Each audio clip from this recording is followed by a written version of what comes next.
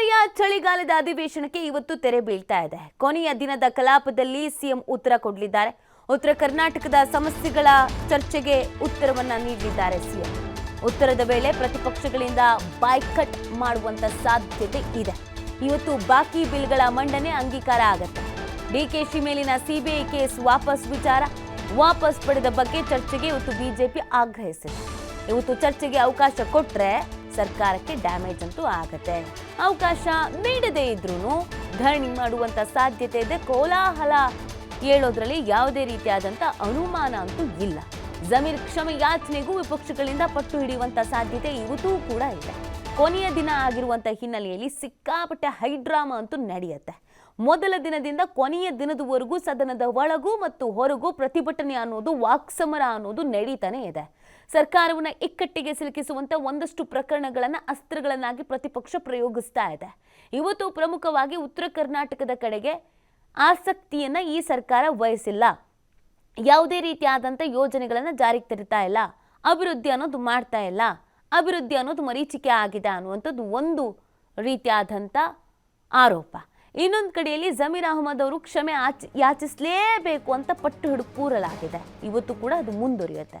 ಮತ್ತು DCM DK Shivakumar ಅವರನ್ನ ಈ ಬಾರಿ ಟಾರ್ಗೆಟ್ ಮಾಡಿರೋದು ಪ್ರತಿಪಕ್ಷಗಳು ಗಮನಿಸಬೇಕಾಗತ್ತೆ. ಪ್ರತಿಯೊಂದು ವಿಚಾರದಲ್ಲೂ ಅವರ ವಿಚಾರಕ್ಕೆ ಸಂಬಂಧಪಟ್ಟಂತೆ ಏನೆಲ್ಲ ಚರ್ಚೆಗಳು ಇದ್ವೋ, ಆರೋಪಗಳು ಇದ್ವೋ ಅದೆಲ್ಲದ್ರ ಬಗ್ಗೆಯೂ ಕೂಡ ಚರ್ಚೆ ಮಾಡಲಾಗ್ತಿದೆ. ಈ ಕಾರಣಕ್ಕಾಗಿಯೇ ಸಿಎಂ ಕೂಡ ಒಂದು ಮೀಟಿಂಗ್ ಕರೆದಿದ್ರು, ಶಾಸಕಾಂಗ ಪಕ್ಷದ ಸಭೆ ಕರೆದಿದ್ರು. ಆ ಸಭೆಯಲ್ಲಿ ಡಿಕೆ ಶಿವಕುಮಾರ್ ಅವರನ್ನ ಮಾತಿನ ಮುಖಾಂತರವಾಗಿ ಕಟ್ಟಿ ಹಾಕುವಂಥ ಪ್ರಯತ್ನವನ್ನು ಪ್ರತಿಪಕ್ಷಗಳು ಮಾಡುತ್ತೆ. ಅದಕ್ಕೆ ನಾವೆಲ್ಲರೂ ಉತ್ತರ ಕೊಡಬೇಕು, ನಾವೆಲ್ಲರೂ ಮಾತಾಡಬೇಕು ಅನ್ನುವಂಥದ್ದು ಅವ್ರ ಪ್ಲ್ಯಾನ್ ಆಗಿತ್ತು. ಸೊ ಇವತ್ತಿನವರೆಗೂ ಅದನ್ನು ಮಾಡ್ಕೊಂಡು ಬಂದಿದ್ರು. ಇವತ್ತು ಕೊನೆಯ ದಿನ ಆಗಿರುವಂಥ ಹಿನ್ನೆಲೆಯಲ್ಲಿ ಕೋಲಾಹಲ ಸೃಷ್ಟಿಯಾಗುವಂಥ ಸಾಧ್ಯತೆ ಇದೆ. ಸಿಎಂ ಉತ್ತರ ಕೊಡುವಂಥ ದಿನ, ಬಟ್ ಉತ್ತರ ಕೊಡೋದಕ್ಕೂ ಬಿಡೋದು ಡೌಟ್ ಇದೆ.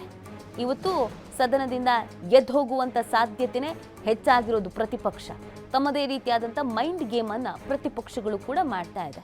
ಕೆಲವೊಂದಷ್ಟು ಸೂಕ್ಷ್ಮ ಅಸ್ತ್ರಗಳು, ಅದರಲ್ಲಿ ಡಿಸಿಎಂ ಡಿಕೆ ಶಿವಕುಮಾರ್ ಅವರ ಈ ಕೇಸ್ ಇತ್ತಲ್ಲ, ಈ ಕೇಸ್ ವಿಚಾರಕ್ಕೂ ಸಂಬಂಧಪಟ್ಟಂತೆಯೇ ಇವತ್ತು ಚರ್ಚೆಯನ್ನು ಮಾಡಲಾಗುತ್ತೆ. ಅದಕ್ಕೆ ಉತ್ತರವನ್ನು ಕೊಡಬೇಕಾಗತ್ತೆ. ಯಾಕೆ ಈ ಒಂದು ವಿಚಾರ ಇತ್ತು, CBI ಕೇಸ್ ಇತ್ತು, ಅದನ್ನು ವಾಪಸ್ ಯಾಕೆ ಪಡ್ಕೊಂಡಿದ್ದು ಅನ್ನುವಂಥ ವಿಚಾರ ಅದೇನಾದ್ರು ಚರ್ಚೆಗೆ ಬಂತು ಅಂದರೆ ಸರ್ಕಾರಕ್ಕೂ ಡ್ಯಾಮೇಜ್ ಆಗುವಂಥ ಸಾಧ್ಯತೆ ಇದೆ. ಸರ್ಕಾರ ಅದಕ್ಕೆ ಉತ್ತರ ಕೊಡೋದಕ್ಕೆ ತಯಾರಿದೆಯೋ ಇಲ್ವೋ ಗೊತ್ತಿಲ್ಲ. ಆಗ ಗದ್ದಲ, ಕೋಲಾಹಲ ಎಲ್ಲವೂ ಸೃಷ್ಟಿ ಆಗುತ್ತೆ. ವಾಕ್ಸಮರ ಕೂಡ ಆಗತ್ತೆ. ಮತ್ತೊಂದು ಕಡೆಯಲ್ಲಿ ಜಮೀರ್ ಕ್ಷಮೆ ಯಾಚನೆ ಮಾಡಲೇಬೇಕು ಅಂತ ಪಟ್ಟು ಹಿಡ್ಕೊಂಡು ಇವತ್ತು ಕೂತ್ಕೊಳ್ತಾರೆ. ಆಗ ಇನ್ನೊಂದಷ್ಟು ಗದ್ದಲ ಆಗುವಂಥ ಸಾಧ್ಯತೆ ಇದೆ. ಮತ್ತು BJP ಮತ್ತು JDS ಎದ್ದು ಹೋಗುವಂಥ ಸಾಧ್ಯತೆ ಕೂಡ ಇದೆ. ಪ್ರತಿಪಕ್ಷಗಳಿಂದ ಬಾಯ್ಕಟ್ ಮಾಡುವಂಥ ಸಾಧ್ಯತೆ ಕೂಡ ಇದೆ. ಎಲ್ಲದಕ್ಕೂ ಪ್ರತಿಪಕ್ಷ ಮತ್ತು ಸರ್ಕಾರ ತಯಾರಿಯನ್ನು ಖಂಡಿತವಾಗಿಯೂ ಮಾಡಿಕೊಂಡಿದೆ.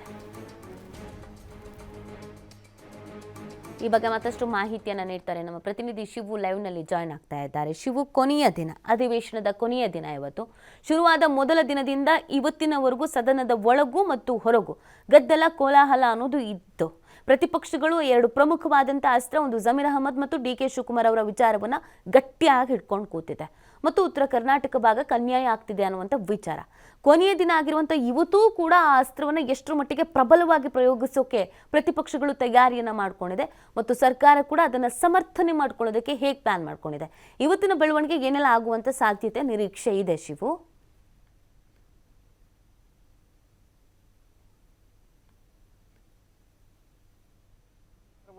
ಚಳಿಗಾಲದ ಅಧಿವೇಶನಕ್ಕೆ ಇಂದು ತೆರೆ ಬೀಳ್ತಾ ಇದೆ. 10 ದಿನಗಳ ಕಾಲ ನಡೆದಂತಹ ಕಲಾಪದಲ್ಲಿ 2 ದಿನಗಳ ಕಾಲ ಧರಣಿ ಮತ್ತೆ ಬಾಯ್ಕಾಟ್ಗೆ ಬಲಿಯಾಗಿತ್ತು ಕಲಾಪ. ಇವತ್ತು ಕೊನೆಯ ದಿನದ ಕಲಾಪ. ಉತ್ತರ ಕರ್ನಾಟಕ ಭಾಗದ ಸಮಗ್ರ ಸಮಸ್ಯೆಗಳ ಬಗ್ಗೆ ನಿನ್ನೆಯಿಂದಲೂ ಕೂಡ ಚರ್ಚೆ ಶುರುವಾಗಿದೆ. ಈ ಭಾಗದಲ್ಲಿರುವಂತಹ ಶಾಸಕರು ಈ ಭಾಗದ ಸಮಸ್ಯೆಗಳ ಬಗ್ಗೆ ಬೆಳಕನ್ನ ಕೂಡ ನಿನ್ನೆಯಿಂದ ಚೆಲ್ಲಿದ್ದಾರೆ. ಇವತ್ತು ಮುಖ್ಯಮಂತ್ರಿಗಳು ಉತ್ತರವನ್ನು ಕೊಡಬೇಕು.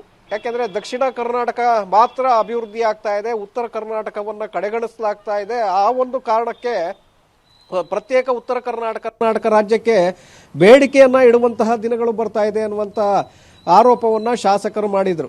ಯಾಕೆಂದ್ರೆ ನಾವು ನೋವಿನಿಂದಾಗಿ ಆ ಒಂದು ಮಾತನ್ನ ಆಡ್ತಾ ಇದ್ದೇವೆ ಬಿಟ್ರೆ ಅಖಂಡ ಕರ್ನಾಟಕವನ್ನ ಒಡೆಯೋದಕ್ಕೆ ನಾವು ಸಿದ್ಧರಿಲ್ಲ.